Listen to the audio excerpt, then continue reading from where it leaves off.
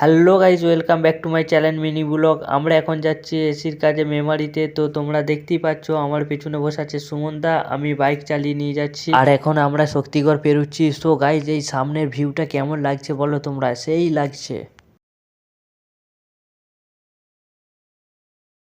So guys, আমরা finally চলে আসলাম party বাড়িতে। আমি চেয়ারটা নিয়ে ওপরে উঠে গেছি, এসির কেবিনেটটা খুলবো। তো আর একটা এসি আছে পাশের রুমের, এসিটাও কাজ করব। তো একটু তার আগে ঝাড়াঝুড়ি করে নিচ্ছি, প্রচুর নোংরা আছে তো তাই। সো গাইজ, পাশের রুমে এসিটা সার্ভিসিং করার জন্য চলে আসলাম।